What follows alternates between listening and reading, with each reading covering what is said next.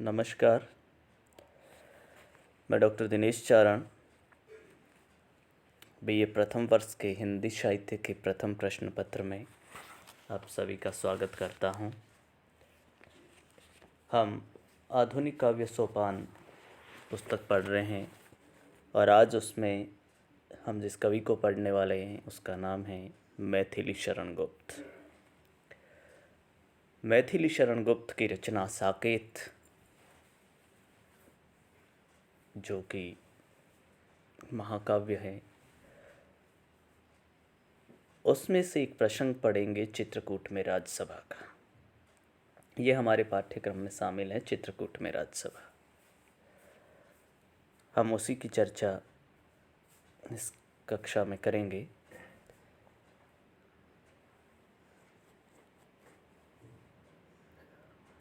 साकेत महाकाव्य के अष्टम सर्ग से चित्रकूट की राजसभा का प्रसंग अवतरित है कि जब राम वन को चले जाते हैं, भरत पश्चाताप करते हैं और अपनी माता कैकेयी को कहते हैं कि तुमने ये ठीक नहीं किया है। भरत की जिद और भरत के हठ के कारण कैकेयी पिघल जाती हैं और उसे पश्चाताप होने लगता है। समस्त अयोध्यावासियों के साथ भरत, कैकेयी ये सभी जाते हैं राम को मनाने के लिए। चित्रकूट में राजसभा बैठती हैं और उसमें राम को मनाने का प्रयास कैकेयी द्वारा किया जाता है। राम और कैकेयी के बीच जो ये संवाद होता है, भरत वहाँ उपस्थित हैं, उसका बहुत ही खूबसूरत वर्णन कवि ने यहाँ पर किया है। खड़ी बोली हिंदी में बहुत सहज और सरल भाषा में लिखे हुए ये पद हैं। मैं पढ़ रहा हूँ पहले पद, उसके बाद उसकी व्याख्या करूँगा। बहुत आसानी से समझ में आने वाली भाषा है। चित्रकूट में जो राजसभा बैठी उसका वर्णन कवि कर रहा है कि तदनंतर बैठी सभा उटज के आगे, नीले वितान के तले दीप बहु जागे, टकटकी लगाते नयन सुरों के थेवे, परिणामोत्सुक उन भयातुर के थेवे, उत्फुल्ल करौंदी कुंज वायु रह रहकर, करती थी सबको पुलक पूर्ण मह महकर, वह चंद्रलोक था कहाँ चांदनी वैसी, प्रभु बोले गिरा गंभीर नीर निधि जैसी, हे भरत भद्र अब कहो अभिप्सित अपना, सब जागृत हो गए भंग हुआ ज्यों सपना। चित्रकूट में राजसभा का जो वर्णन कवि यहाँ कर रहा है कि अयोध्या से अपने मन में अनेक प्रकार की इच्छाएं, आकांक्षाएं लेकर आए भरत, कैकेयी, कौशल्या, सुमित्रा, गुरुजन तथा श्रेष्ठ जन, जो अयोध्या के श्रेष्ठ नागरिक थे, वो राम, सीता एवं लक्ष्मण के द्वारा उनका भावभीना स्वागत किया जाता है। उसके बाद भरत के मन में उद्वेलित भावनाओं को सुनने के लिए राम की कुटिया के आगे एक सुंदर स्वर्णिम सभा का आयोजन हुआ, जिसमें भरत, श्री राम तथा कैकेयी के वचनों से इन पात्रों की मानवीय वृत्ति का उद्घाटन कवि ने करवाया है। संपूर्ण सभा राम भरत मिलाप के बाद जुड़ी इस सभा का परिणाम जानने हेतु उत्सुक हैं, भयातुर भी हैं कि आगे क्या होता है। वो लिखता कि तदनंतर बैठी सभा उटज के आगे, उटज कहते हैं कुटिया को, नीले वितान के तले दीप बहु जागे। नीले वितान मतलब नीले आकाश, वितान आकाश, नीले आकाश के नीचे बहुत सारे दीप जले। सभा की उपस्थिति में राम भरत मिलन के बाद राम की कुटिया के आगे नीले आकाश के नीचे सभा का आयोजन हुआ। इस अद्भुत सभा की सुंदरता की कल्पना करते हुए मैथिली शरण गुप्त सोच कह रहे हैं कि नीले आकाश के नीचे बैठी सभा के लोग मानो आकाश के तारों की भांति शोभायमान हो रहे हो, ऐसा प्रतीत हो रहा है। टकटकी लगाते नयन सुरों के थेवे, परिणामोत्सुक उन भयातुर के थेवे। टकटकी लगाते नयन सुरों के देवताओं के सुर, देवताओं के जो नयन है, देवताओं की आंखें टकटकी लगाए हुए देख रही थी। इस सभा के परिणाम को जानने के लिए प्रत्येक सभासद और देवता लोग भय विस्मय से फटे हुए नेत्रों से उत्सुक दिखाई दे रहे थे कि उसका परिणाम जानने को उत्सुक थे, और लेकिन एक डर भी उनके मन में था कि क्या होने वाला है। उत्फुल्ल करोंदी कुंज वायु रह कर करती थी सबको पुलक पूर्ण महमय कर। इस सभा एवं सभासदों के पास ही शोभायमान करौंदी के कुंज, करौंदे के जो पौधे हैं उनसे निकलकर सुगंधित वायु महकती हुई सभा को आनंदित कर रही थी और सभा को महका रही थी। करौंदी के पौधों से करौंदी की खुशबू आ रही थी। वह चंद्रलोक था कहाँ चांदनी वैसी, प्रभु बोले घिरा गंभीर नीर निधि जैसी।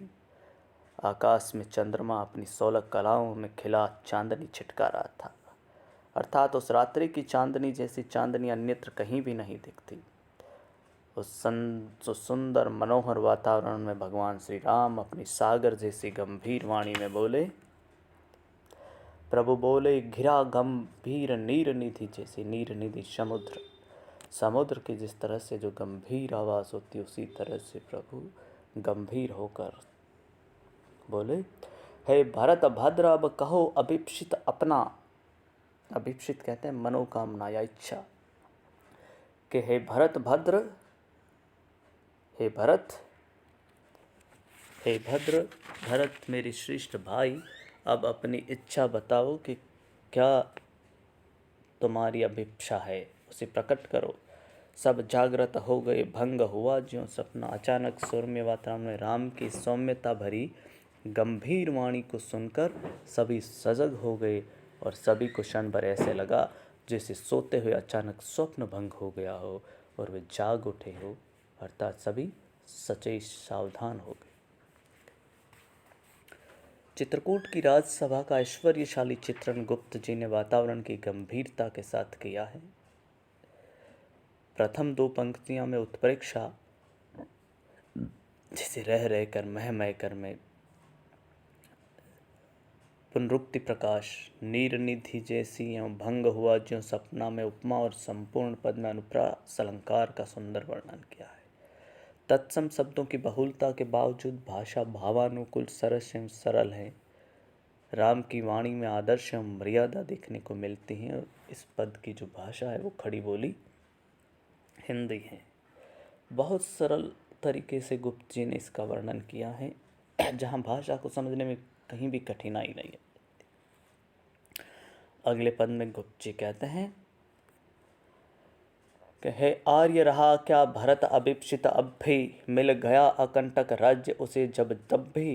पाया तुमने तरु तले अरण्य बसेरा, रह गया अभिप्सित शेष तदपि क्या मेरा। तनु तड़प तड़प तप्त ताप्त ने त्यागा, क्या रहा अभिप्सित और तथापि अभागा। हाँ इसी अयस के हेतु जन्म था मेरा, निज जननी के ही हाथ हनन था मेरा। अब कौन अभिप्सित और आर्य वह किसका, संसार नष्ट है भ्रष्ट हुआ घर जिसका।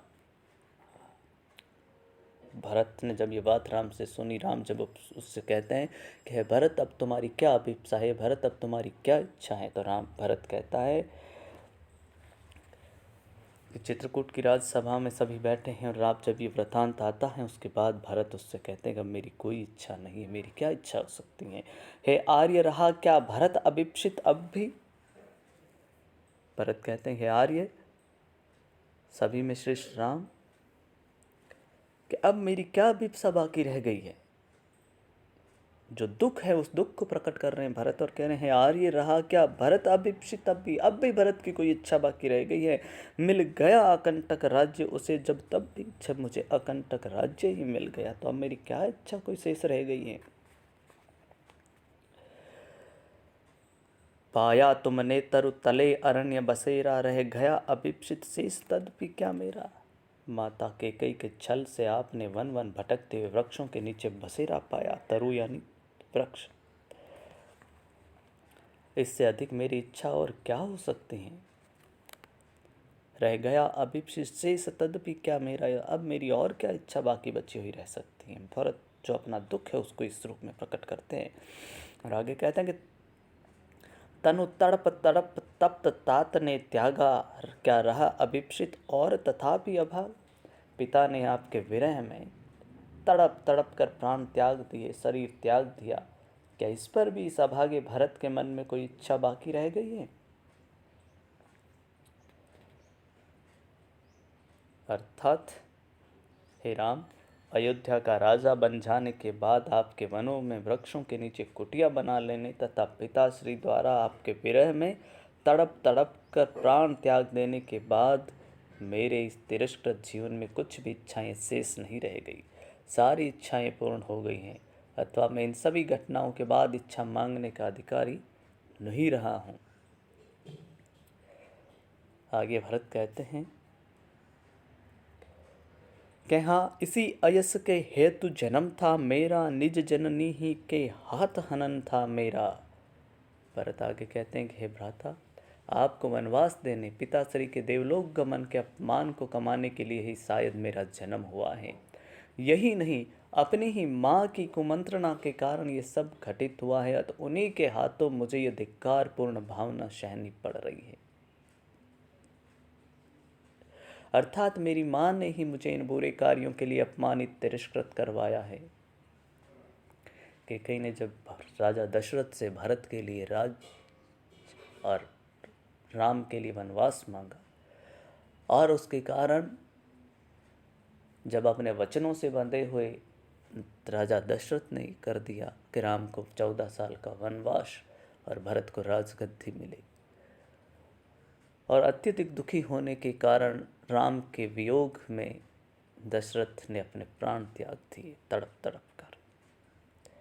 तो भरत कहता है कि इसी अपयश को कमाने के लिए मेरा जन्म हुआ था, कि मेरी ही माँ के द्वारा, मेरी ही जननी के द्वारा मेरा हनन होना था, कि दुनिया मुझे किस रूप में जानेगी, कि एक पुत्र के मोह में एक माँ ने किसी का अधिकार छीन लिया, और एक पिता ने अपने पुत्र के मोह प्रेम के कारण अपने प्राण त्याग दिए। अब कौन अभिप्सित और आर्य वह किसका, संसार नष्ट है भ्रष्ट हुआ घर जिसका। हे भगवान, अब मैं आपसे ही प्रश्न करता हूँ कि हमारा जो सुंदर हंसी खुशी से भरा परिवार जब माता कैकेयी की कुमंत्रणा व मेरे कारण ही नष्ट हो गया, तो अब मैं कौन सा भाई रहा, कौन सा आर्य, और मेरी कौन सी इच्छा जीवित रह गई।